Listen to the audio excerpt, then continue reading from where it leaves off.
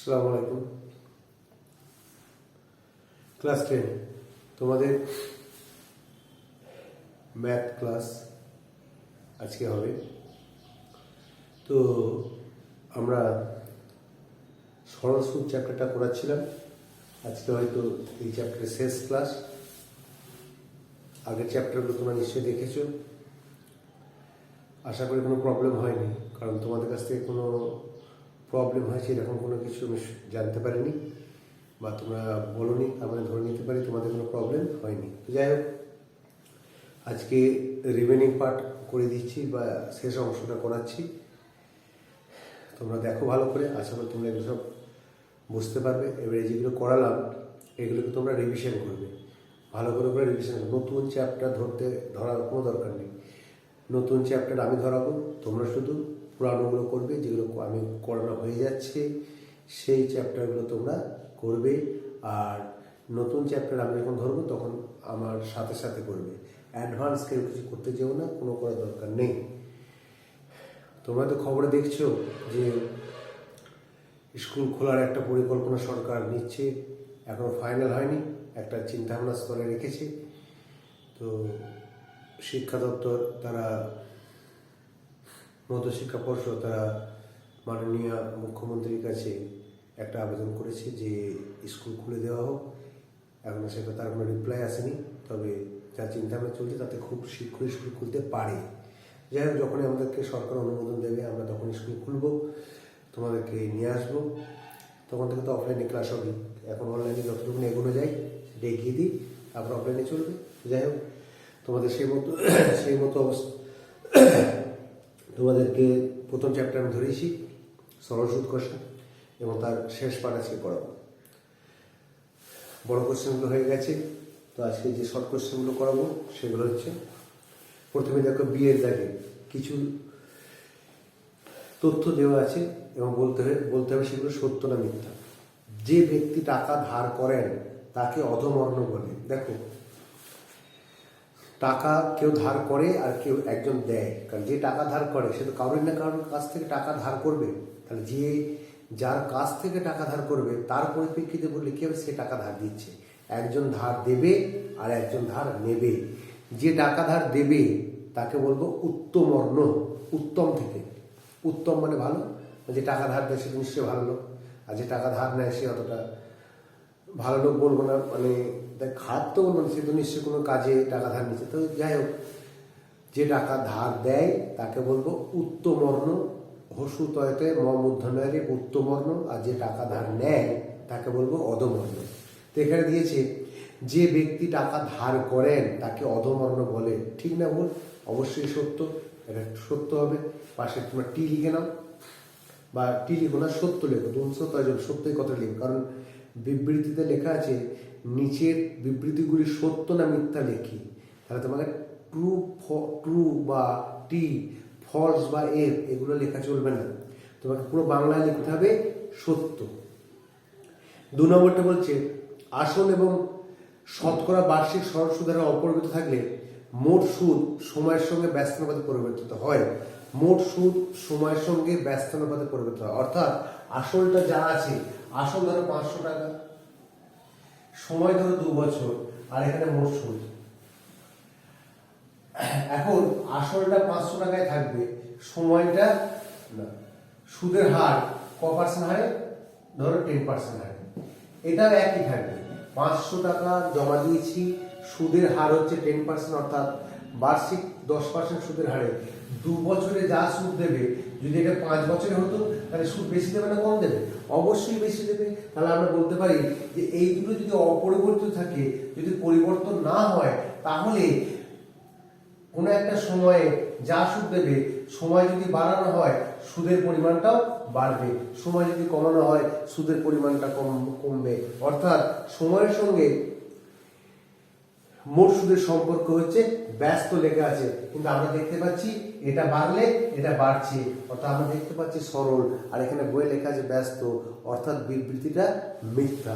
তাহলে এটাকে লেখো মিথ্যা। কেন মিথ্যা বুঝতে পেরেছো? কারণ আমরা এখানে দেখতে পাচ্ছি 2 বছরে যা সুদ হবে, 5 বছর কোনো টাকার কোনো একটা ব্যাংকে কোনো একটি নির্দিষ্ট টাকার 2 বছরে যা সুদ হবে 5 বছর নিশ্চয়ই তার বেশি সুদ হবে, অর্থাৎ সময় বাড়ার সাথে সাথে মোট সুদের পরিমাণ বাড়বে। অর্থাৎ দুটো রাশির যদি দুটোই বাড়ে, একটা বাড়লে যদি আরেকটা বাড়ে, তখন সেই সম্পর্কে আমরা বলবো সরল। আর যদি একটা বাড়লে আর একটা কমে যায়, তখন তাকে বলবো ব্যস্ত। এক্ষেত্রে আমরা দেখতে পাচ্ছি যে একটা সময়টা বাড়লে সুদের পরিমাণটা বাড়ছে, অতএব বিবৃতিটা সত্য হওয়ার কথা, কিন্তু এখানে লিখেছে যে বিবৃতিটা ব্যস্ত, অতএব আমরা এটাকে মিথ্যা বলে গণ্য করব। ওকে, নেক্সট।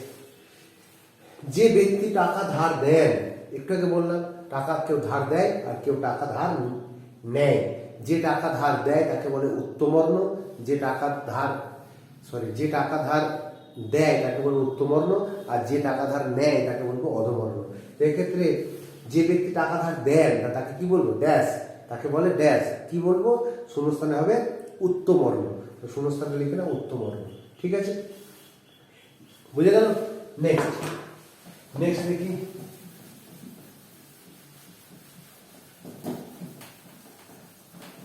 নেক্সট, বার্ষিক সুদের হার R/2। তো সুদের হার R/2, আসলটা হচ্ছে 2p, সময়টা হচ্ছে t। তাহলে সুদ আসল কত হবে? সুদ আসল মানে কি? সুদ আসল, সুদ যুক্ত আসল, এটাকে বলে সুদ আসল। সুদ কত হবে? সুদের সূত্র আমরা জানি PTR/100। এখানে p বলতে 2p, t বলতে সময়টা t বছর, R/100 অর্থাৎ R/2, এখানে R/2 বলা হয়েছে, আর 100টা এখানে হয়েছে। তাহলে এটা একটা সুদ, আর আসলটা হচ্ছে কত? 2p, 2pটা হচ্ছে আসল। এবার বই দেখো 2pটা কমন নিয়েছি, 2p যদি কমন নেয় তাহলে কি হবে? 2p যদি কমন নেয় তাহলে দরকার নাই, এখানে 2 দিয়ে কেটে দাও, সব থেকে সোজা 2 দিয়ে কেটে দাও। তাহলে কি হচ্ছে? 2p এর সঙ্গে কি আছে? 2p যদি ঘুরিয়ে লিখি 2p প্লাস PTR/100। এইটা 2pটা আমার দেওয়া আছে বইয়ে, 2pটা আমার দেওয়া আছে, প্লাস দেওয়া আছে। 2p পর প্লাস কি থাকবে? এইটা থাকবে। আসল প্লাস সূত্র হচ্ছে এইটা, সূত্র 2 দিয়ে কেটে গেল, মানে এটা সুদ PTR/100। তাহলে এটা হচ্ছে শূন্যস্থানে হচ্ছে, এইটা বসবে শূন্যস্থানে। বুঝে গেল? নেক্সট,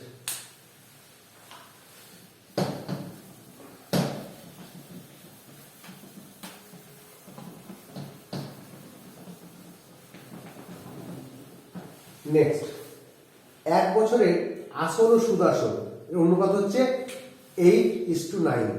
তাহলে অনুপাত দেওয়া আছে 8:9। তাহলে দেখো আসল আর সুদ আসল, আসল ধরি আসল ইজিক্যাল টু 8x টাকা, আর সুদ আসল কত হবে? সুদ আসল কত হবে? 9x হবে, কারণ 8:9 দিয়েছে।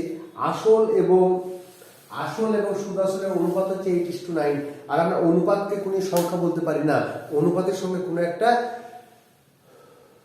ধ্রুবক গুণ হবে, তাই তো? তাই আমি ভাবছি 8x 9x হতে পারে। x এর জায়গায় যদি 100 হয়, 800 আর 900, x এর জায়গায় যদি 1000 হয়, 8000 আর 9000, যাই হোক না কেন x এর মান, কিন্তু দুটোর অনুপাত কিন্তু সবসময় 8:9 হবে। তাহলে আসল যদি এত হয়, সুদ আসল যদি এত হয়, তাহলে এখান থেকে আমার সুদ বেরোবে। সুদ সমান কি? সুদ সমান হচ্ছে সুদ আসল থেকে আসল বাদ, সুদ আসল হচ্ছে এইটা থেকে আসল বাদ, ইজিক্যাল টু x টাকা। আমার চেয়েছে কি? সুদের হার চেয়েছে, সময় দিয়েছে 1 বছর, সুদের হার। তাহলে আমরা জানি সুদ সমান আসল গণিত সময় গণিত সুদের হার, মানে R/100। তাহলে বা 9x r is equal two 100x। তাহলে বা r ইজিক্যাল টু কত? 100x বাই 9x, x কেটে গেল, 1199 বাই 1/9%। তাহলে r এর মান হচ্ছে 9.19, 11.19%। পরিষ্কার বোঝা গেল? আসলটা সুদ আসল এবং সুদ আসলের অনুপাত হচ্ছে 8:9। তাহলে আসলটাকে 8x ধরলাম, সুদ আসলটাকে 9x ধরলাম। তাহলে সুদ আসল থেকে যদি আসল বাদ দেয় তাহলে সুদ বেরোয় এটা সুদ আসল, এটা আসল, বাদ দিলাম, আসল বেরিয়ে গেল, এই সুদ বেরিয়ে গেল। তাহলে আমরা জানি সুদ সমান কি, আসল গণিত সময় গণিত সুদের হার বাই 100। এখানে এটাকে ক্রস মাল্টিপ্লিকেশন করে বজ্র গুণ করে আমি আর এর মান নির্ণয় করলাম। ক্লিয়ার? নেক্সট,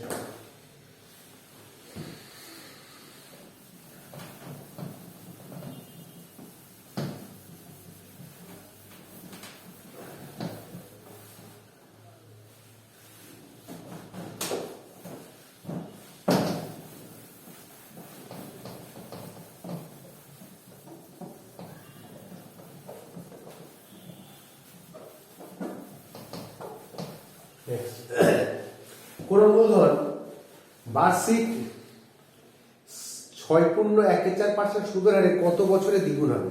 কোন মূলধন কত বছরে দ্বিগুণ হবে? ধরি মূলধন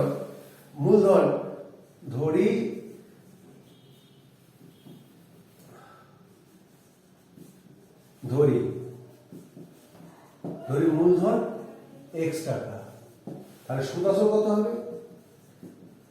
সুদ প্লাস আসল দ্বিগুণ হবে, তাহলে 2x টাকা। তাহলে অতএব সুদ সমান কত হবে? 2x মাইনাস x সমান x টাকা। হয়েছে? কত? আর সুদের হার দেওয়া আছে, সুদের হার অর্থাৎ আর সমান কত দেওয়া আছে? 6.114% সমান 25/4% সুদের হার। হয়েছে? তাহলে আমরা কি জানি? সুদ সমান PTR/100। পি কত? আসল হচ্ছে x, টি কত? টিটা আমরা জানি না। আর কত? 25/4, তাহলে PTR/100 হলো। ব্যাস, 25 থেকে 25, 4 25 100। তাহলে দেখো xt is equal to 16x। তাহলে x এ কেটে গেল, তাহলে t সমান 16। 16 বছরে আটা দ্বিগুণ হবে, 16 বছরে ওই টাকাটা দ্বিগুণ হবে। বোঝা গেল? বেশ, এবার দেখো পরে একটা অঙ্ক বলছে, মুছে দিতে।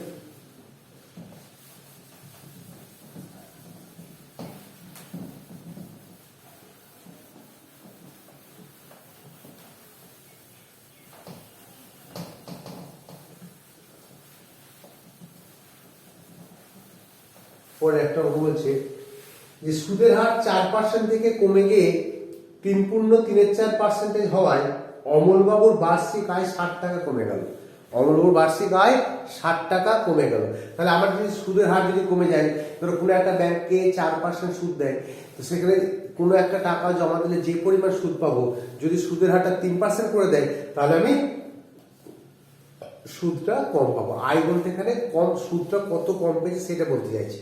তাহলে দেখো আমার ছিল 4% আর হয়েছে 3.34, তাই তো? 3.34, তাহলে কতটা কমেছে? না, এত পার্সেন্টেজ কমেছে, তাই তো? আর হ্রাস পেয়েছে, সুদের হারের পার্থক্য কত হয়েছে? না 4 মাইনাস 15/4 সমান 16 মাইনাস 15/4 সমান 1/4%। সুদের হার এটা হ্রাস পেয়েছে, তাহলে 100 টাকায় 1/4 টাকা হ্রাস পেয়েছে। তাহলে আমি বলতে পারি 1/4 টাকা আয় কমে যখন আসল 100 টাকা। পার্সেন্টেজ মানে কি? 100 টাকায় 1/4 টাকা, তাহলে 1/4 টাকা আয় কমছে যখন আসল 100 টাকা। 1 টাকা আয় কমবে যখন আসল 100 গুণিত 4/1। 60 টাকা আয় কমবে যখন আসল 100 ইন্টু 4 ইন্টু 60, 6 4 24, 24,000 টাকা তার জমা। 24,000 টাকা সে কি করেছিল? মূলধন ছিল বা জমা রেখেছিল। ঠিক আছে, 24,000 টাকা জমা রেখেছিল। এই 24,000 টাকা জমা রাখায় সে প্রথমে সুদ পেত কত? 4% সুদের হারে। পরবর্তীকালে সুদের হারটা কমে গেছে 3.34 মানে 3.75 কমে গেছে। তাই কমে যাওয়ার জন্য এত পার্সেন্টেজ কমছে। এত পার্সেন্টেজ কত অর্থ হচ্ছে শতকরা। অর্থাৎ ঘুরিয়ে বলতে পারি 100 টাকায় এত টাকা কমে। ঘুরিয়ে বলতে পারি 1/4 টাকা কমে 100 টাকায়, তাহলে 1 টাকা কমবে কত টাকা জমা রাখলে, আর 60 টাকা কমবে কত টাকা জমা রাখলে, সেটাই হচ্ছে আসল। পরিষ্কার হয়েছে নিশ্চয়ই? ঠিক আছে, এবার আমরা 3-এরটাই যাবো।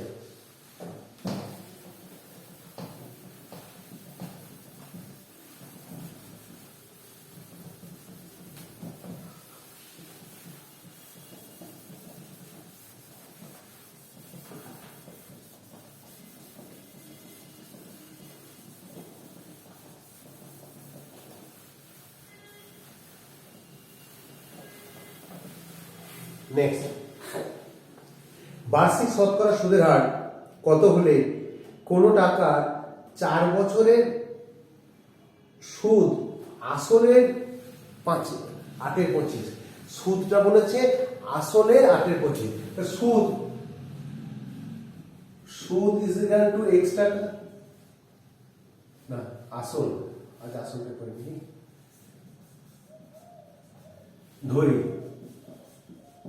ধরি আসল সমান x টাকা, সুদ কত হবে, সুদটা বলেছে আসল যা দিয়েছে তার মানে কি এর 8-25, তাহলে 8/25 ইজ ইকুয়াল টু 8x/25 টাকা। হয়েছে? 4 বছরের সময়টা দিয়েছে, 4 বছর। আমার কি চেয়েছে, আমার অঙ্কটা চেয়েছে তাহলে সুদের হার কত চেয়েছে, সুদের হার কত চেয়েছে, ঠিক আছে। তাহলে আমরা জানি সুদ i সমান p/100, তাহলে এইটা হচ্ছে i মানে হচ্ছে সুদ, i সমান p মানে কত x, t মানে কত 4, r/100, এটা আমরা সময় জানি 25 থেকে 25, 4-25 100, তাহলে বা আমরা গুণ করে দিই 4xr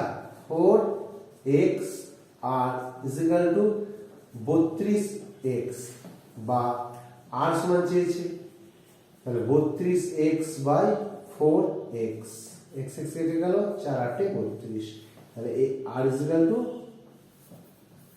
r is equal to 8 percentage. সুদের হার কত পার্সেন্ট, 8%, ঠিক আছে। তাহলে আমরা কি বলেছিল যে সুদটা বলেছিল নাকি সুদের পরিমাণটা আসল টাকার 8-25 অংশ, তাহলে আসল টাকার এর আছে, এর মানে গুণ 8-25, তাহলে সুদ বেরিয়ে গেল, আর সময়টা 4 বছর করে দিয়েছে, তাহলে আমরা জানি i সমান ptr/100, কিন্তু সেটা করে আমি ক্যালকুলেশন করে বার করব, ঠিক আছে। নেক্সট 4 নম্বর,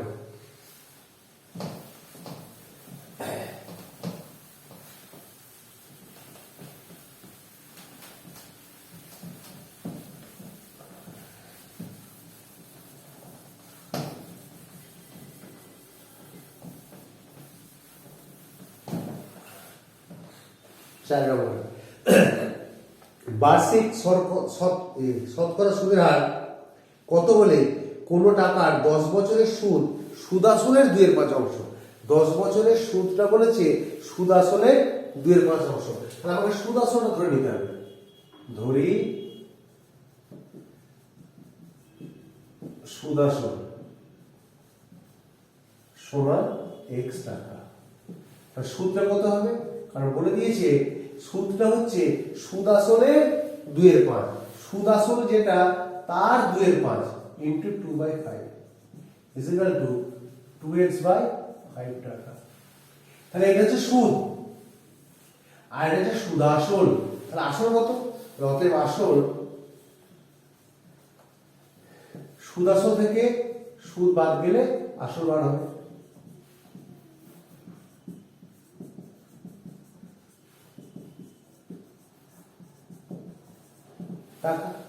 তাহলে আসল বেরিয়ে গেল, সুদ বেরিয়ে গেল, আর আমার কি দেওয়া আছে না সময় দেওয়া আছে 10 বছর, সময় দেওয়া আছে 10 বছর, আমাকে নির্ণয় করতে হবে সুদের হার, ঠিক আছে। তাহলে আমরা জানি সুদ সমান কি, সুদ ইজ ইকুয়াল টু, অর্থাৎ এটা সুদ সমান আসল 3x/5 ইন্টু সময় ইন্টু সুদের হার বাই 100, i সমান ptr/100, তাহলে দেখো এই 0 কেটে গেল, তাহলে আমরা বলতে পারি বা 2x/5 is equal to 3xr/50 হলো, তাহলে বা ঠিক আছে 5 3 15 xr =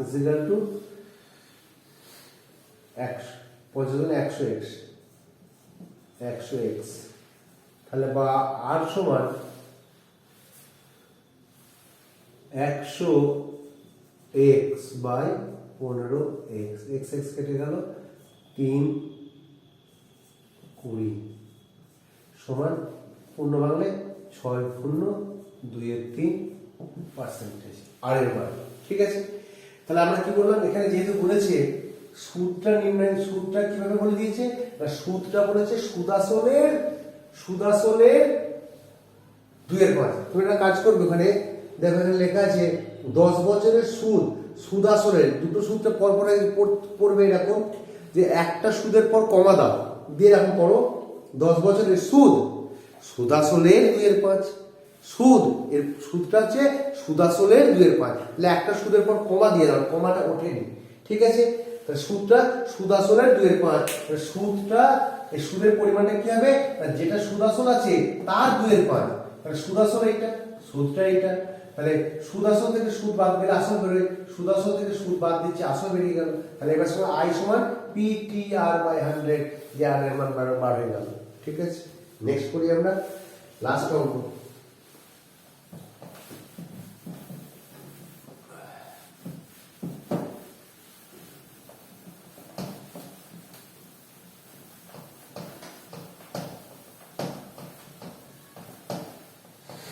দেখো বলছে বার্ষিক সুদের হার 5%, সুদের হার 5% বলেছে, সুদের হার 5% হয়েছে। নেক্সট, কত টাকার মাসিক সুদ, 1 মাসের সুদ, 1 মাস বলতে সময়টা কত হবে, সময় 1 মাস = 1/12 বছর, আর মাসকে বছর করতে গেলে 12 দিয়ে ভাগ করতে আমরা সবাই জানি। সুদের পরিমাণটা কত বলেছে, 1 টাকা, 1 টাকা। তাহলে আমাকে কি নির্ণয় করতে হবে, আমাকে নির্ণয় করতে হবে আসলটা নির্ণয়। আসলটাকে আমরা কি ধরছি, ধরি আসল সমান p। তাহলে এবার আমরা জানি I সমান PTR/100, একই অঙ্ক, I টা হচ্ছে 1, I সমান P, T টা কত 1/12, R টা কত 5, PTR/100 হয়ে গেল 5 1 5, 5 20 100। তাহলে উপরটা গুণ করলে কি হবে, 1 সমান P/240, কোনাগুনি গুণ করলে কি হবে, P সমান 240, তাহলে 240 টাকা আমার আসল।